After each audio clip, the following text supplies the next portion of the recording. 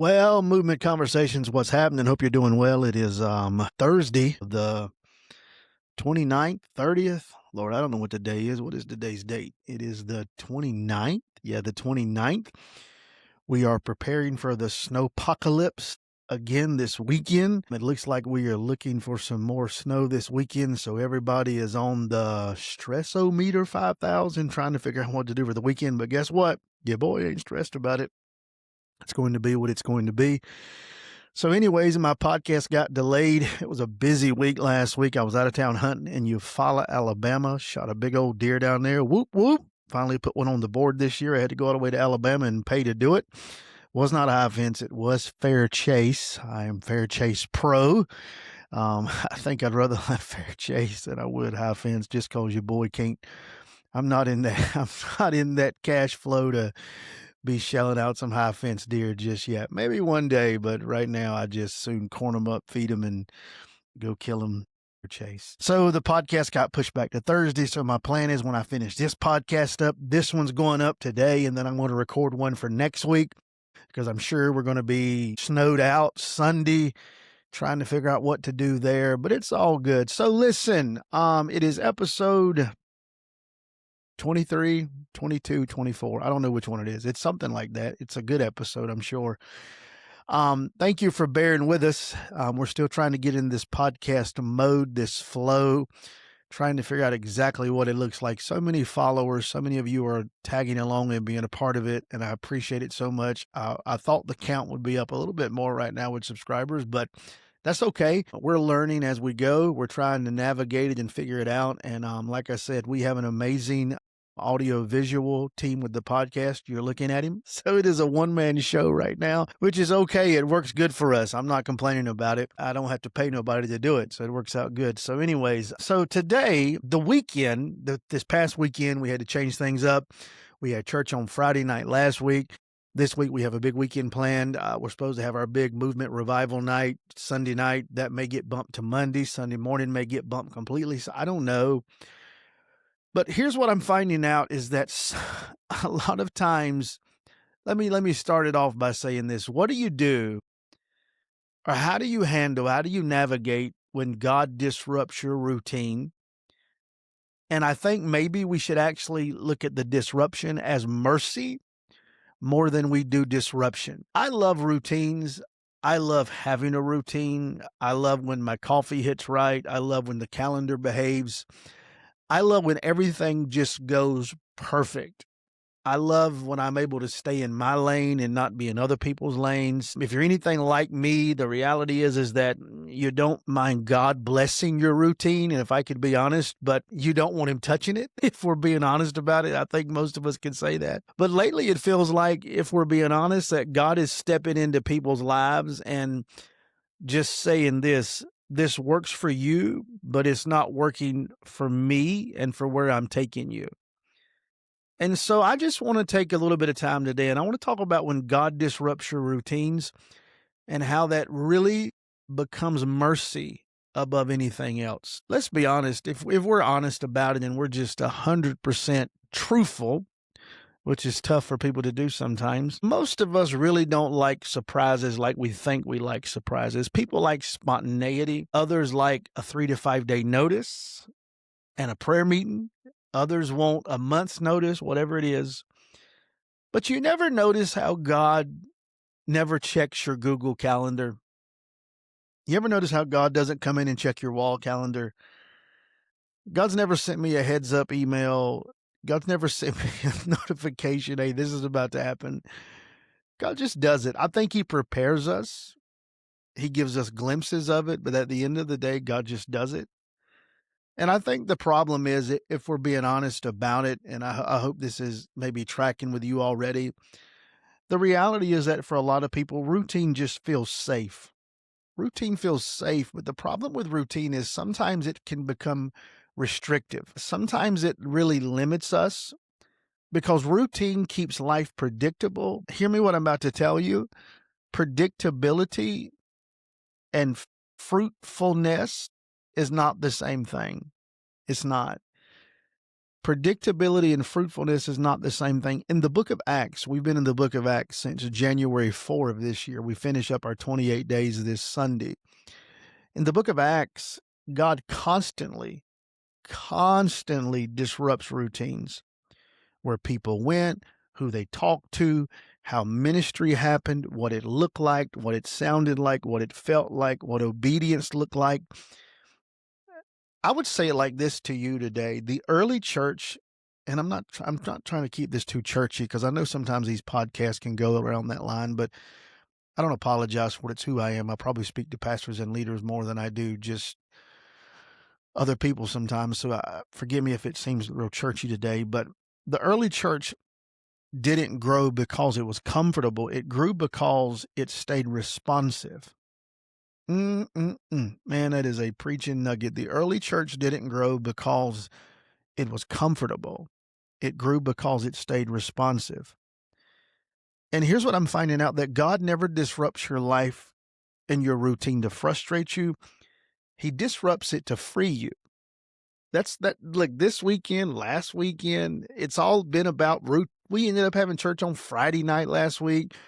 Last moment decision. We literally posted it on Thursday night, done the best we could, had a great turnout, probably had about 75% of our normal crowd here. The word of the Lord went out, prophecy went out, gifts went out, people were touched and delivered and just really moved on by the power of the Lord. Powerful time, but it wasn't planned. It was really something we put together in about 24 hours. And I left feeling good. I was like, man, we had church tonight, because sometimes the disruption isn't to frustrate you. The disruption is sent to free you. It's sent to wake you up. It's sent to pull you out of that whole mindset of this is the way it always has to be. Because I'm going to tell you what I'm finding out. It took me years to figure this out, is that God interrupts the comfortable. God interrupts the comfortable, and comfort is sneaky. Comfort is like that yard cat that doesn't show up, but at nighttime when it's time to eat, you see him creeping through the yard late at night, just looking around, trying to find that cat food that you've been leaving out for them for 10 years. And that cat won't even let you pet them, but that cat knows where the food is. It lives up under the back corner of your house because it wallowed out a hole under your foundation or whatever. That's the way comfort is. Comfort is sneaky. Comfort doesn't even feel sinful. I don't even know that it is sinful. It just slowly replaces dependence. I'll be honest, there's times in ministry that I became so comfortable doing what I'd done that I could have just let it roll. There's times in your life that you become comfortable doing it. It happens in marriages, homes, relationships, jobs, ministries, whatever it is, entrepreneurship issues, whatever it is. It happens in all of it. It happens in whatever your job is. You can become so comfortable that you're really not worried. You just kind of I can coast with it now. But the problem with coasting is you miss a lot of stuff sometimes. The truth is, if we're being honest, you can love God, you can serve God, and you can still be living off yesterday's obedience, what God told you to do 10 years ago. This conversation come up in some of our staff conversations this week.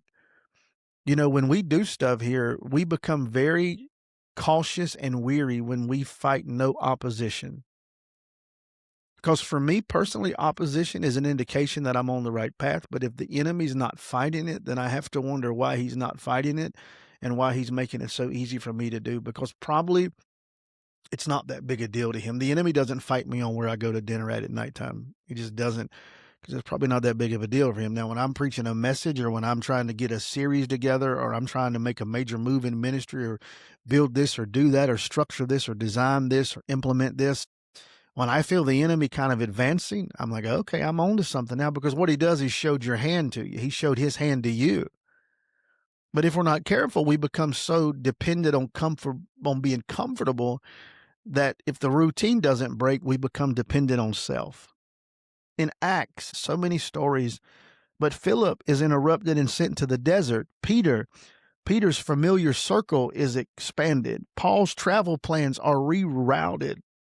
It's a fact. God is always in this deal where the moment we become comfortable, interruption takes place, routine is busted, things happen. Because I'm telling you, what I'm finding out is that God will interrupt what you've mastered to introduce to you what you still need him for, or maybe to reintroduce to you what you still need him for. So the moment you think you have it figured out, God says, no, you ain't got to figure it out. Because God doesn't interrupt because he's doing something wrong, but God doesn't interrupt because you're doing something wrong. Sometimes he interrupts because you're just ready for more. He needs to reposition you. He needs to change your strategy. He needs to kind of open you up to some stuff. Here's the way you've always done it, but now you're ready to go to the next level.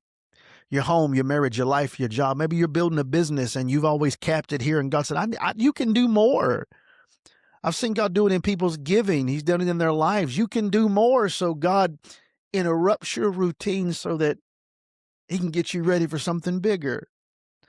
It's the old mindset: enlarge your tent pegs and make your borders larger. It's time to broaden your horizon a little bit. God's trying to shift. God's trying to change. And I think sometimes if we're not careful, we miss it because we become comfortable with people. Most marriages begin to hit issues, 5, 10, 15, 20 years in, because they become so comfortable with each other. They know each other's routines better than anything else. And we think that's cute and sexy, but I don't know that it's cute and sexy as much as it is worrisome sometimes. Because sometimes the spontaneity of things is what creates the environment so that you can grow and so that you can do better in life. That you don't have everything figured out and that you still need dependence on the Lord. He said, it's not by might nor by power, but by his Spirit, says the Lord of hosts. Think about it. When we become so dependent on ourselves and he has to come in and says, now let me break your routine. Let me shift what has become comfortable to you so that I can take you to higher levels, so that I can change your life. I think some of us, we want God to upgrade our life like a phone app, if I can say it like that. God, just update the background, but don't change nothing else. Don't restart me. Definitely don't shut me down. Don't turn me off, because I feel like, you ever get an iPhone? I don't know what it is about iPhones, but I've maybe cut my iPhone off like 3 times in the past year, because in the back of my mind, years and years and years ago, probably 15 plus years ago, I had an iPhone. I cut it off. It didn't come back on. It never come back on. To this day, I don't think it ever come back on. And so in my mind, I'm like, man, if I shut this thing off, it may not come back on. And I think sometimes we get worried that, what if God changes our routine? What if God changes our plan? What if we thought what we wanted was right, but God said it wasn't? It was okay. It was permissive, but it wasn't exactly what I wanted for your life. So God, upgrade me, but don't shut me down. Upgrade the wallpaper. I just had my Apple phone just done a big update and I hate it. Like, it don't sync to my truck now. I don't know what that's about. Like, it's just like I try to call somebody. Used to, I can mash one button, call them, and now I got to hit their name and then hit what I want to do when I just wanted to hit the call button, and it's just so aggravating. I'm like, that's why I don't do updates. But they're healthy, I guess. I don't know. For me, they're just aggravating. Like, I wanted to go back to Android, but everything I've got's Apple, so it's kind of defeating the purpose in this part of my life. So sometimes those routines are like those updates. God says, I don't want to just update your background. I want to update your whole life. But God knows. God knows how updates will work and how they won't work. And God knows when your system needs to be rebooted. God knows when you need to shut down. God knows when you need to take a moment and reconfigure some things and think about some stuff.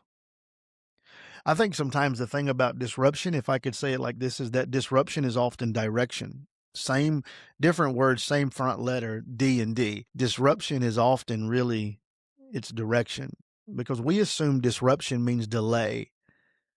I got caught in traffic. I got caught in an accident. I got caught here. This held me up. I got held up at the job, whatever it is, stuff like that. But when God comes in and disrupts your life, it doesn't always mean delay. And I think that's what we think sometimes. But in Scripture, disruption, when you look at what disruption is, disruption often means directions. Doors close, plans change, schedules collapse, things are different, not because God is absent. We have to stop blaming the quietness of life and maybe the directional change in life because God has left me or because God's absent. I must be out of the will of God. God's not in my story anymore. He's absent. It's not because God is absent. I think sometimes it's because he's involved. When I was in school, and it goes back to a metaphor I heard years ago by a preacher, the teacher teaches you all year long to get you ready for a test. But when the test comes, the teacher gets silent because they want to make sure you know the material. And sometimes God's absence and God's silence isn't because he's mad or because he's left. It's because he is sincerely involved and because he is watching you take the test. He's watching the decisions that you make. And God loves you enough to disrupt your routine. And usually, if I could say it like this, he's usually correcting your direction without condemning your heart. That's the beautiful thing about God, is that God has this unique way of changing your direction without condemning you, even though it's probably not the best thing for your life right now. It's a beautiful process. God will come in and say, let me reorient you to some things so I can change your direction. I'm not condemning you. My little girl, I'm at this point, we're at this point trying to learn how to parent her. We're 42 years old, trying to learn how to be parents, reading the books, reading Bibles, praying, just doing the best we know how to do. And a lot of times when I get on to her, I think she feels like I'm just condemning her, and her little heartstrings are breaking because daddy had to get on to her about something or another. And so I'm trying to get on to her without trying to break her, without trying to break her heart, you know?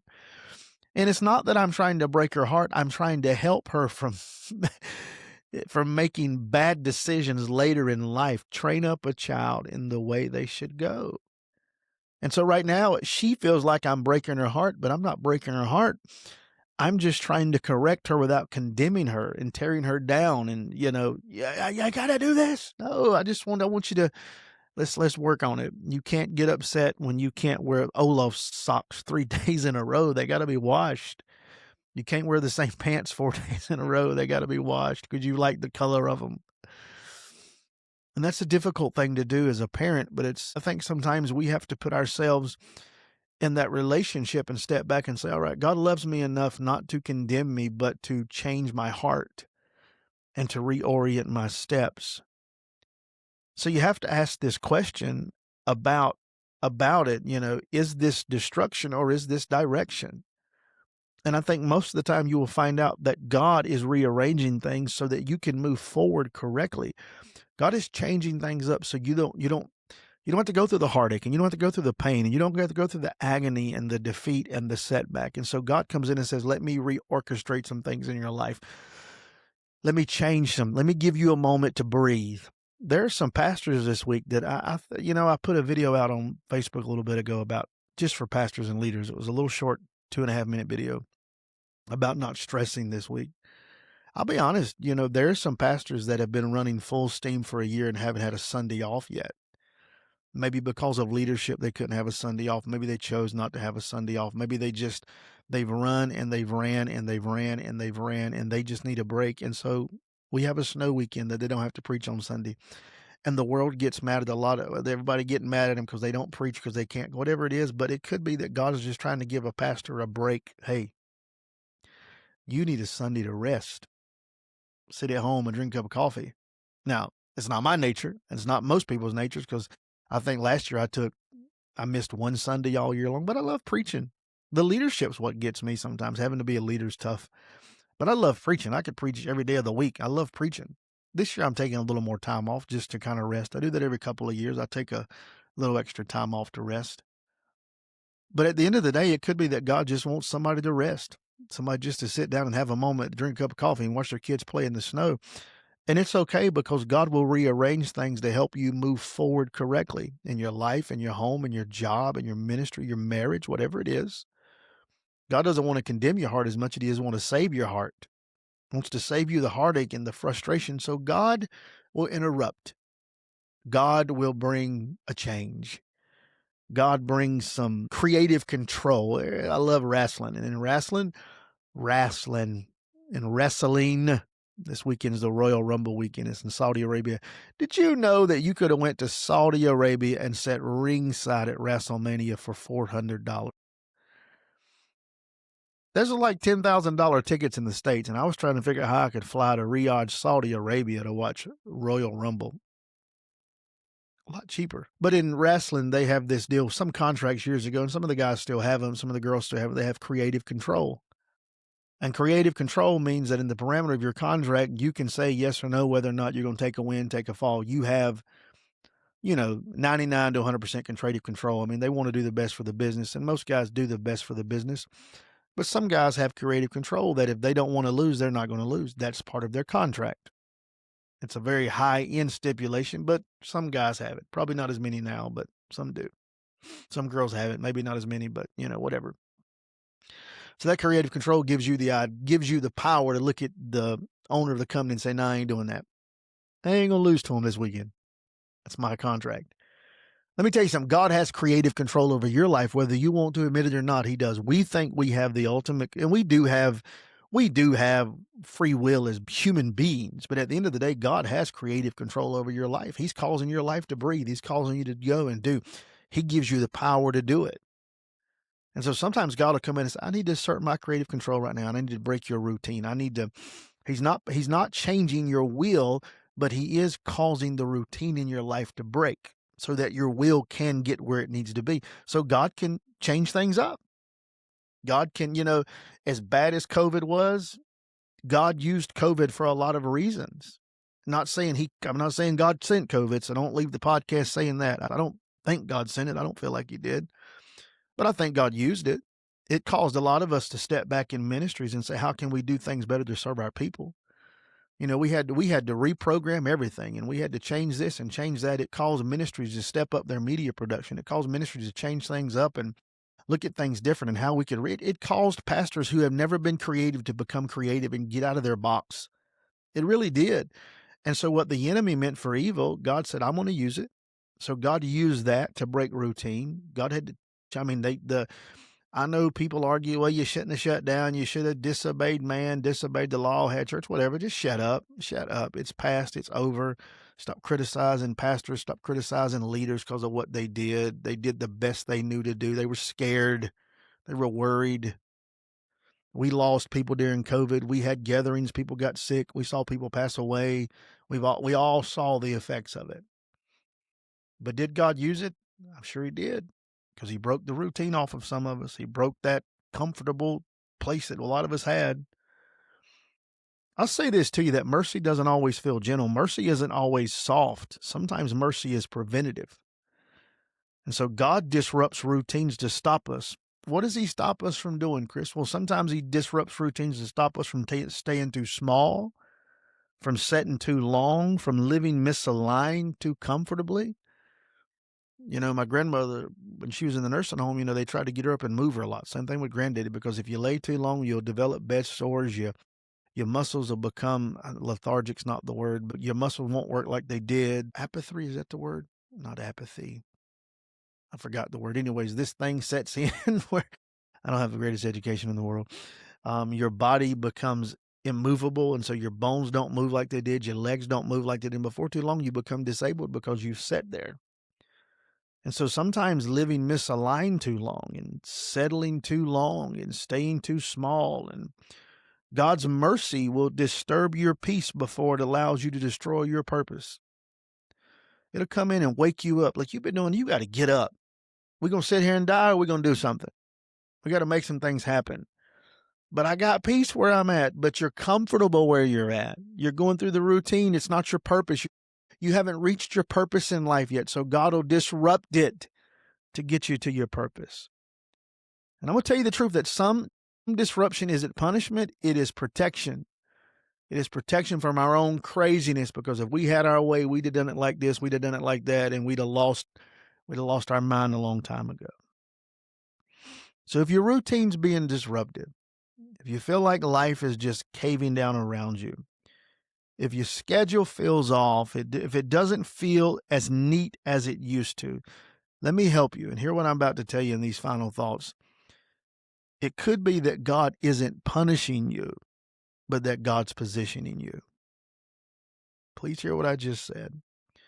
If life feels off and life doesn't feel as neat as it used to, and life feels somewhat chaotic and life feels different right now, it could be that what you feel right now is not punishment, but it is protection, and it is positioning for what God's about to do in your life.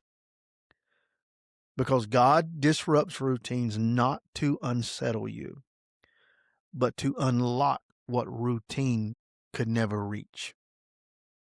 I'm going to say that one more time. Listen to what I'm about to tell you one more time before I get distracted again with a squirrel moment. God disrupts routines not to unsettle you, but to unlock what routine could never reach. So instead of praying, God, when will things go back to normal? That's what we prayed during COVID. That's what we prayed during all this stuff. When is it going to go back to normal? Normal is gone. Normal's out the door. So instead of praying, when will things go back to normal? Try praying, God, what are you forming in this disruption? What are you building in this disruption? What are you changing in this disruption? What are you doing in me in this season that I've become so programmatic in that I feel like I can't change it, but it needs to be changed so that I can be a better me? So what do you want to change in my life? What do you want to change in my home? What do you want to change in my family, my job, my kids? What do you want to change in me? Because I feel a shift taking place. I feel something different. And it could be that God's not punishing you, but God is positioning you and God is changing your routine. So don't look at it as a threat. Don't look at it as an insult. Don't look at it as God is condemning you, but look at it, God's trying to stir you up. God's trying to change you. God's trying to reposition you. There's some of you right now listening to me, and life for the most part has felt very chaotic as of lately. Don't get frustrated. It could be that God is just simply trying to break your routine. God's trying to change things up. There's hundreds, if not thousands, of pastors all across North Carolina this weekend. They're having to change their routine. I love it because we had a pastor friend of mine, I give him a shout out, T.A. Calvinall, Calv, down there in Richlands, North Carolina. He stole my podcast name, by the way. I'm calling him out.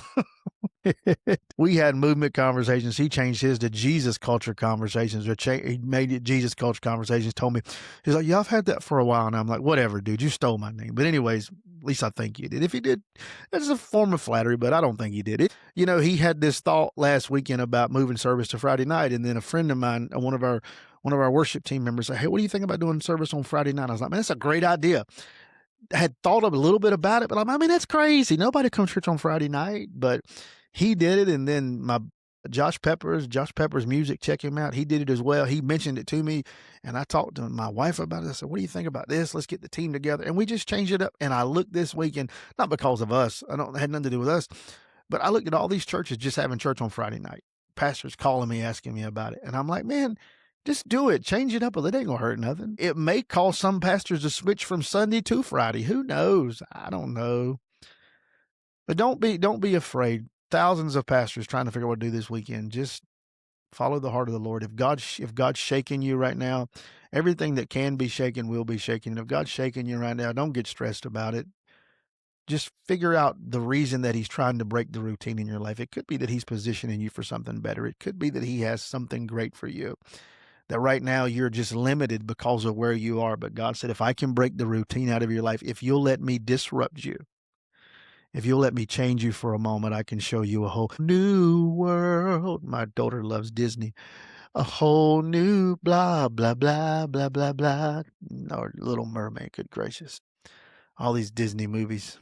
We watch Disney movies like when I see, there's that squirrel moment again. Anyways, let God break your routine this week. I love you. Hey, listen, do me a big favor, huge favor, if you will, share this podcast, like it, send it to somebody that may need it. They may need a word today. Send it to them. Say, check this preacher out from North Carolina. Help us get the word out. I love you. It's Movement Conversations. I'll see you back next week, Tuesday morning, Monday morning of next week. Podcast should be up at 6 a.m. I love you. God bless you. Enjoy the snow. Do you want to build a snowman? No, I don't. I love you. Have a great week. I'm praying for you. Stay moving. Stay busy. Let God break your routine. I promise you, it'll be all right. Have a great day.